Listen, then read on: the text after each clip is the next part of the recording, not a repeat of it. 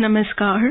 A warm welcome to the World News, an Indian perspective on All India Radio.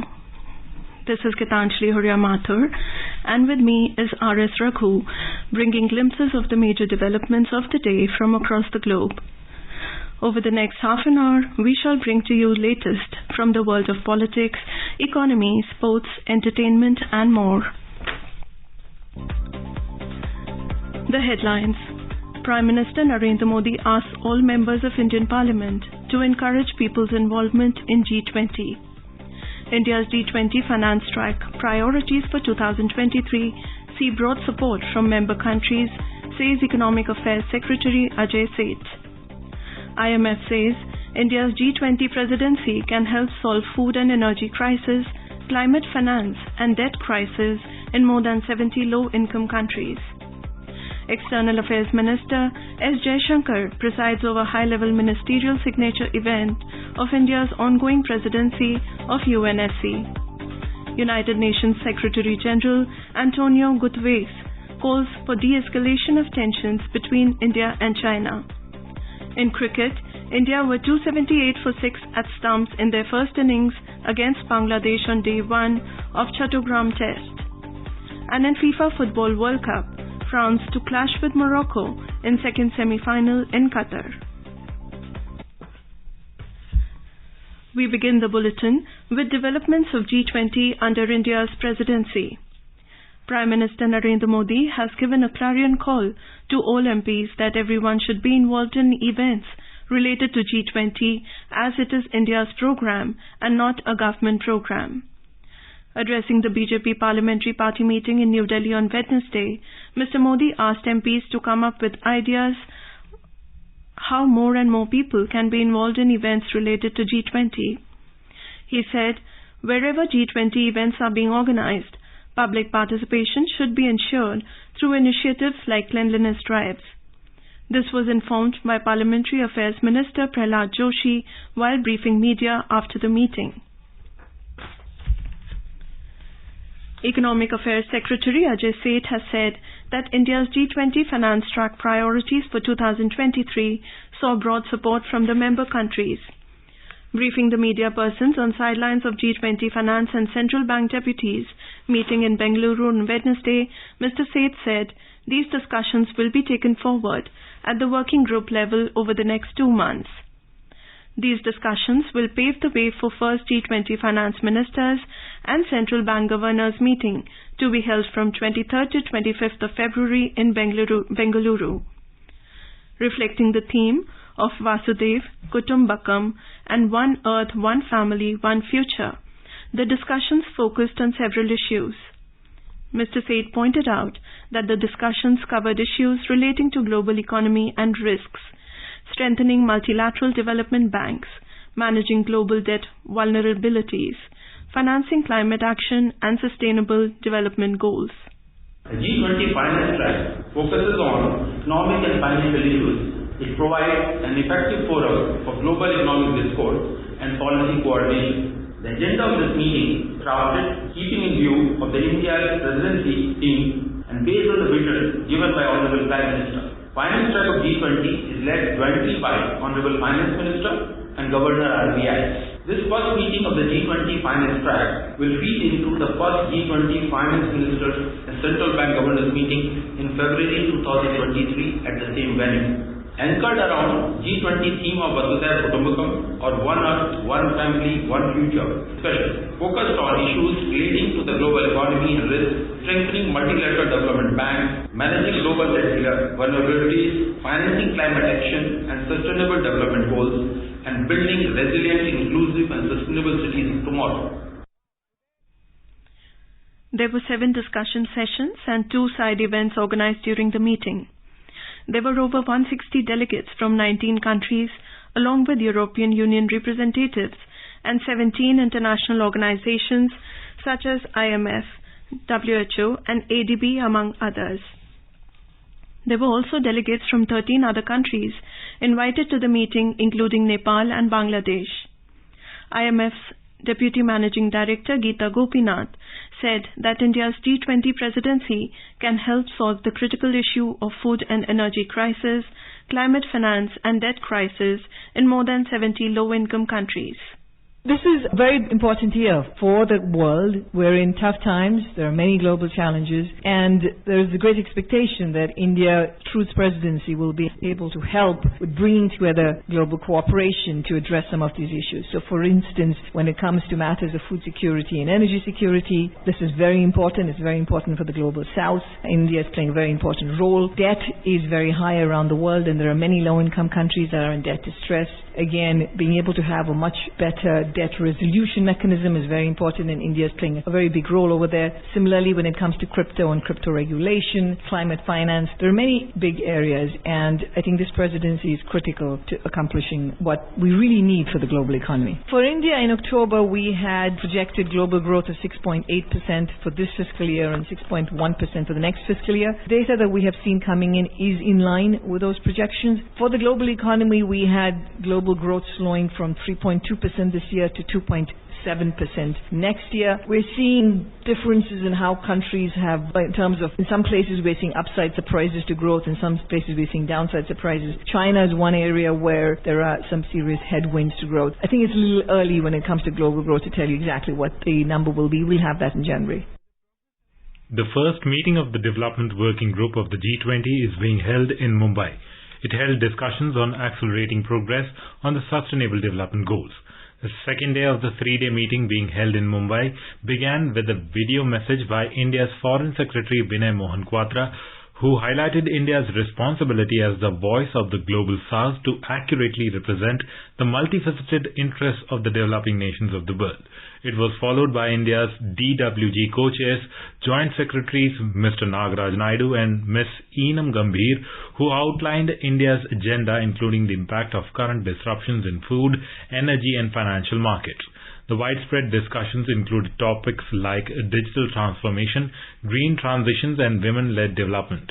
Mr. Federico Bonaglia, representing the Organization for Economic Cooperation and Development, informed delegates that addressing gender discrimination will add $6 trillion to the global GDP. On the other hand, Mr. Mustafa Kamal Gueye, representing the International Labour Organization, said transitioning to a circular economy has the potential to create 100 million green jobs by 2030. Countries also discussed existing frameworks and bottlenecks for accessing sustainable finance, the need to strengthen efforts to achieve gender equality through employment, education and steps needed to bridge digital divides globally. G20 Chief Coordinator Harshvardhan Shringla said India has a rich ancient tradition and each state has a distinct cultural heritage and architecture. He said they are presenting uniquely Indian tradition to our foreign delegates through G20. प्रधानमंत्री जी ने कहा है कि प्रत्येक राज्य की अपनी विभिन्नता, अपनी विरासत, संस्कृति, सुंदरता, आभा, आतिथ्य है। तो ये हाईलाइट करने का हमारा एक बड़ा इम्पोर्टेंट ऑब्जेक्टिव है G20 में। और आज जो आप देख रहे हैं मुंबई में, ये हमारे सांस्कृतिक रिवाज, हमारे जो बेस्ट ऑफ इंडियन कल्चर को हम प्रेजेंट कर रहे हैं। और मुंबई इंडिया, भारत का गेटवे टू इंडिया माना जाता है। यहाँ पे हमारी एंगेजमेंट हमारे विलायती पार्टनर्स के साथ शुरू होती है मुंबई में। तो आज आप जो देख रहे हैं, मराठी कल्चर देख रहे हैं, हमारे म्यूजिशियंस, हमारे आर्टिस्ट वगैरह देख रहे हैं, तो ये हम प्रेजेंट कर रहे हैं हमारे फॉरेन डेलीगेट्स को। और प्रधानमंत्री ने ये भी कहा है कि we will present impeccable and uniquely Indian G20 presidency, और ये यूनिकली इंडियन इवेंट है। उदयपुर में शेरपा मीटिंग से हम शुरू किए थे हमारे G20 presidency. Bangladesh Foreign Minister Dr. A.K. Abdul Momen has called for enhanced connectivity between Bangladesh and India for promoting people-to-people contacts, boosting bilateral ties and ensuring collective prosperity in the region. Dr. Momen made this comment during his meeting with India's High Commissioner to Bangladesh, Pranay Verma, who called on him in Dhaka on Wednesday. During the meeting, Dr. Momen thanked India for inviting Bangladesh to attend the G20 meetings as a guest country for the tenure of the Indian G20 presidency. He noted that participation at G20 would uphold Bangladesh's image in the regional settings. External Affairs Minister Dr. S. Jaishankar is presiding over two high-level ministerial signature events of India's ongoing presidency of the United Nations Security Council in New York. The high-level ministerial open debate is currently underway on the theme of new orientation for reformed multilateralism, and high-level briefing on Thursday is on global approach to counter-terrorism, challenges and way forward. Both these themes have been key priorities for India during its current tenure at the UN Security Council. During his address on Wednesday, Dr. Jaishankar emphasized the need to increase stakeholdership and enhance the effectiveness and credibility of multilateralism. On the challenge of terrorism, even as the world is coming together with a more collective response, multilateral platforms are being misused to justify and protect perpetrators. Each one of these examples makes a strong case why it should not be business as usual in the multilateral domain. We not only need to increase stakeholdership, but also enhance the effectiveness and credibility of multilateralism in the eyes of the international community and in the eyes of global public opinion. That is the purpose of NOBS. The External Affairs Minister also unveiled Mahatma Gandhi's bust at the premises of UN headquarters. The bust, a gift from India to the United Nations, is the first Gandhi sculpture that has been installed at the UN headquarters. Dr. Jaishankar reached New York on Tuesday on a 2-day visit to the US. External Affairs Minister Dr. Subramaniam Jaishankar has said that G4 members, India and Japan, work together to advance reformed multilateralism. The minister held a discussion with Japan's State Minister of Foreign Affairs, Yamada Kenji, in New York. In a tweet, Dr. Jaishankar stated that he also spoke about the need to take forward intergovernmental negotiations. Earlier, Dr. Jaishankar also met 77th United Nations General Assembly President Chaba Qureshi and discussed the country's United Nations Security Council, UNSC experience, G20 presidency goals, and importance of reformed multilateralism. This is All India Radio giving you the news. Welcome back to World News. United Nations Secretary General Antonio Guterres has called for de-escalation in the tensions between India and China. The spokesperson to UN Secretary General Stefan Dujarric made the remarks when he was asked to comment on the issue during the press briefing on Tuesday. Mr. Dujarric said they have seen these reports and they call for de-escalation and to ensure that the tensions along in that area do not grow. The statement comes after the face-off between Indian and Chinese troops took place in the Tawang sector in Arunachal Pradesh on Friday, which led to minor injuries to personnel from both sides.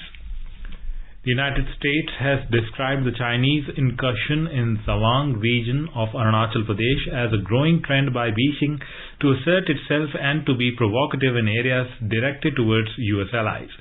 During a press briefing, Pentagon Press Secretary Pat Ryder said the U.S. will continue to remain steadfast in its commitment to ensure the security of its partners. Mr. Ryder said the U.S. fully supports India's ongoing efforts to de-escalate the situation. White House Press Secretary Karine Jean-Pierre said they are glad to hear that both sides have quickly disengaged. And now in today's Hotspot section, we bring you a discussion on India-China face-off at LAC. The participants are Lieutenant General Satish Dua, retired, and Ajay Banerjee, journalist.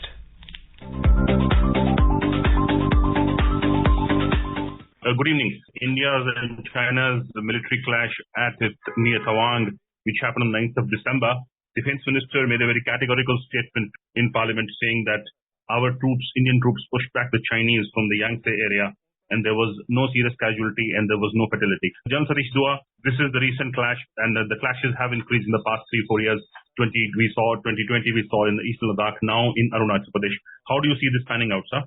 You see, we have the bulk of the border, international border between India and China is a line of actual control. It's not an international border, it's a line of actual control. That means it's a border which still has to be resolved. And to explain this to the listeners, there are there are more than one different perceptions of the line of actual control.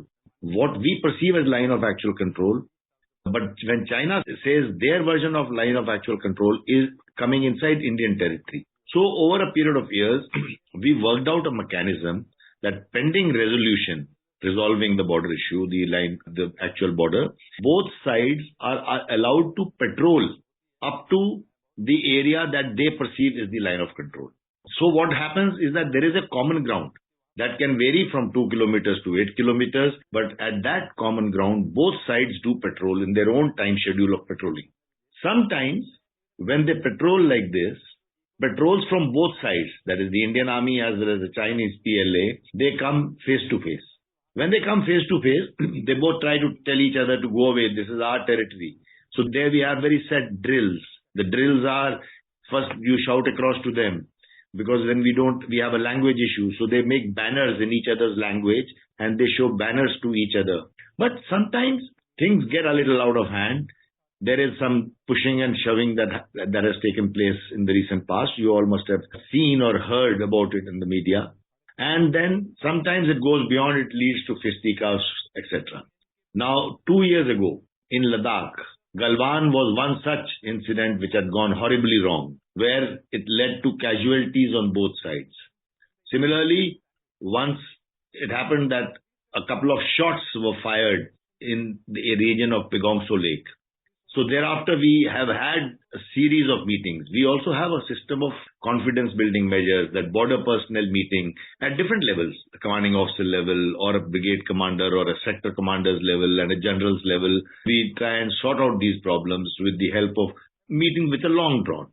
So now, having given this background, now what has happened is that earlier our focus was on Ladakh for the last 2 years. And there a great build-up has taken place after Galwan, Pegongso. From both sides, both the armies have built up and we are in a state of readiness, in operational readiness. But meanwhile, several rounds of talks have taken place and there have been some understanding and we have pulled back from some flashpoints, although a couple of flashpoints still remain. Coming to Arunachal and this incident that took place here, again, there has been a face-off, the face-off between our troops and theirs. But it does not seem to be a typical patrol-to-patrol face-off, because as you just now brought out and the Defense Minister, Raksha Mantri, has said that we have thwarted an attempt for Chinese attempt to try and overrun a post of ours. Now, posts are, what is a post? A post is occupying a dominating peak, a mountain peak, which dominates the area all around it. So if they have tried to come to our post, that is already established post, and that is where we have again, without firing a shot, the issue has been, the soldiers have been pushed back, that is the Chinese soldiers have been pushed back. And I think this is a cause for concern, though we have it on good account that the issue was eventually resolved. It did not linger for a very long time. It was resolved between the local level commanders. Over to you, Ajay. General, to make our listeners understand, since you have brought it out very eloquently that the line of actual control is disputed and it is not earmarked on the ground. So, General, you presume that such kind of face-offs will continue to happen in the future also, and we need to be mature as a nation to how do we deal with it, or how the Indian Army deals with it?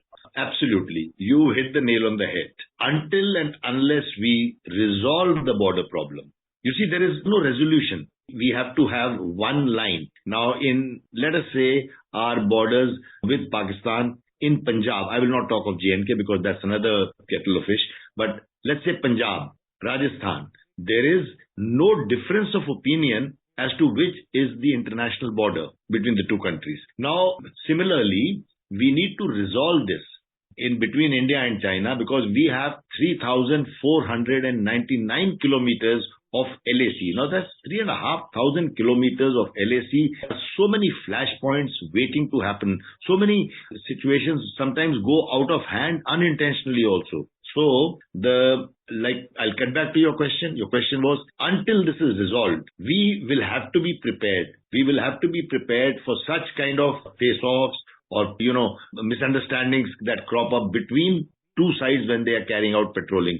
And like you yourself said, yes, we should be matured enough. We are two rising powers. I mean, China is already there. India is a rising power. Both are nuclear countries.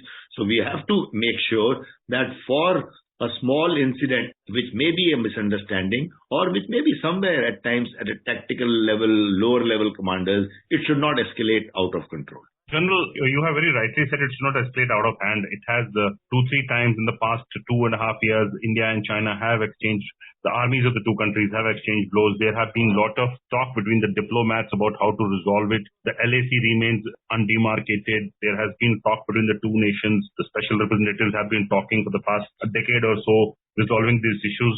To explain to our listeners, why is this not being resolved? It's not a simple question to answer. I would say that's a very good question. Now, we tried to make efforts. In 1993 and 1996, we have signed some peace and tranquility agreements.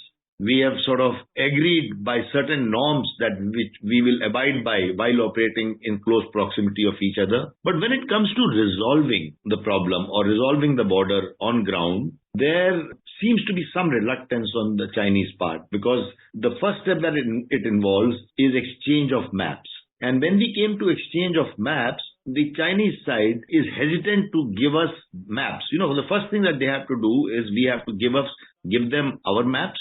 What is our perception? They have to give us their maps. What is their perception? And then we have to sit down together and find a via media. But Chinese side is wary of giving us their maps. Long ago, decades ago, once they gave a map and they actually even retracted that map back from us. So be that as it may, the good part is that we have different layers of levels or different levels of talks. And our situation is not, Galwan notwithstanding, our situation is not as volatile as it is on the LOC with Pakistan. So we have to continue with our efforts to exchange the maps, to resolve the border, and in which diplomats also will have to get involved along with the military personnel.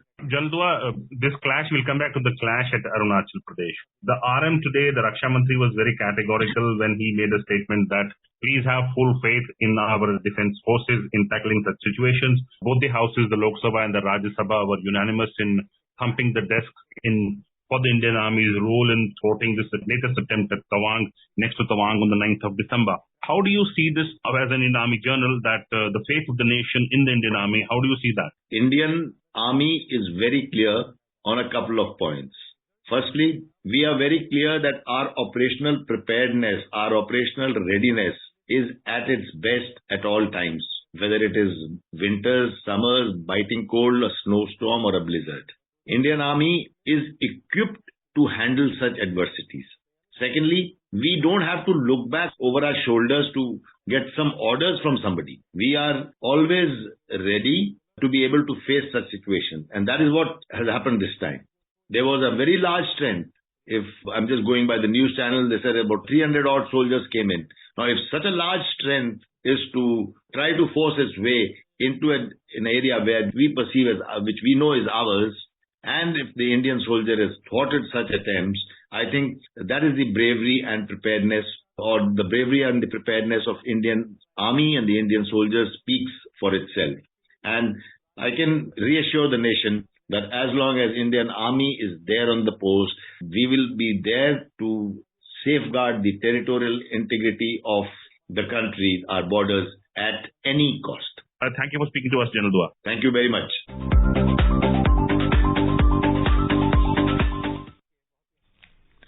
The Sensex and Nifty today witnessed gains and mixed cues from global share markets.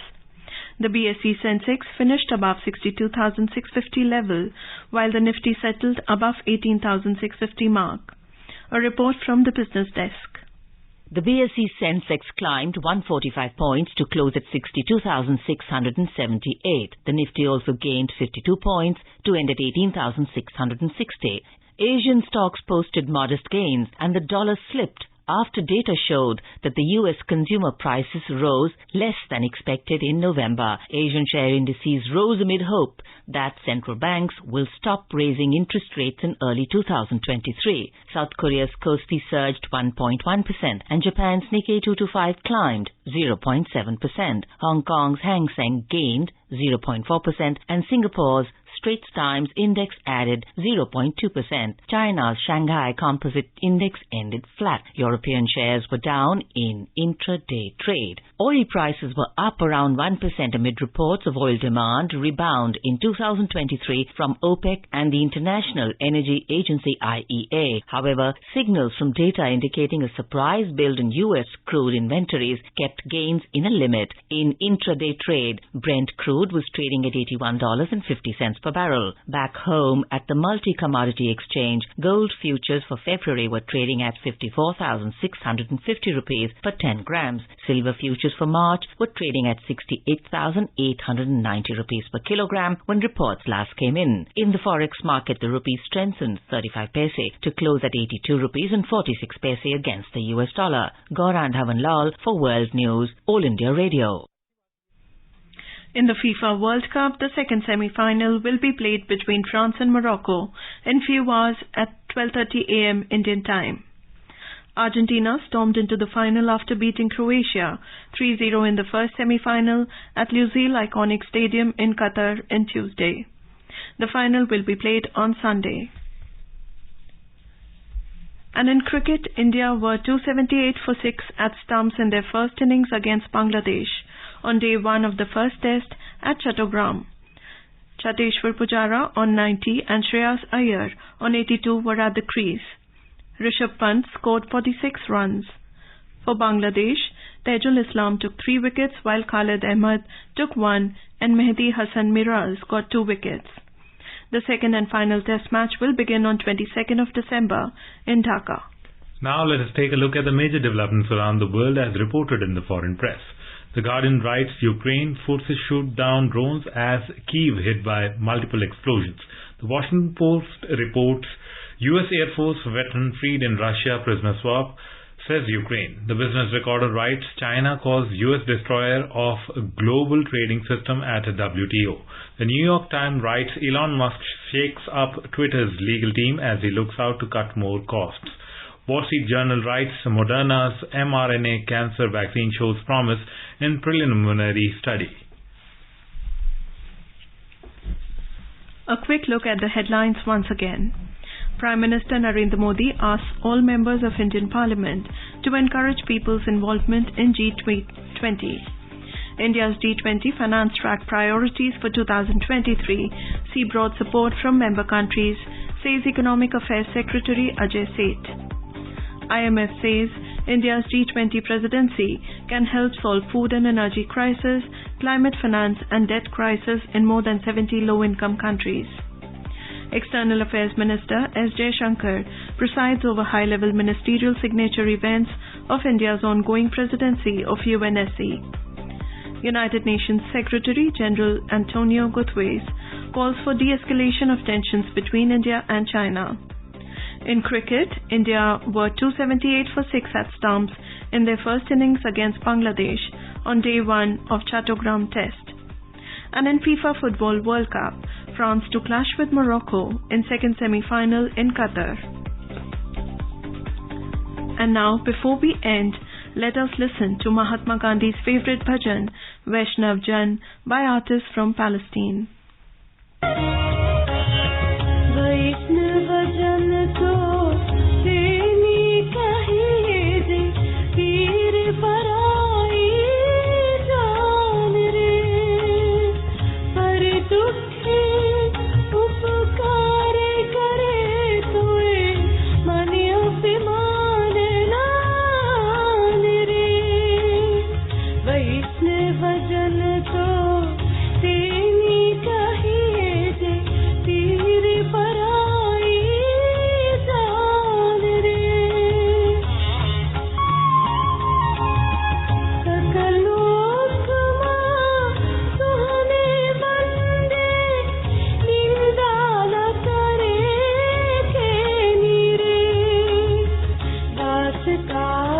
मन नीचल राखे धनी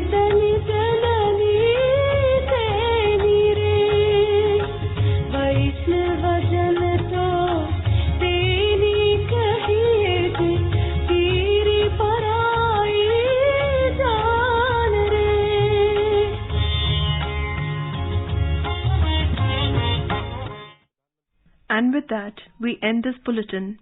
We'll be back at the same time tomorrow with the next edition of World News.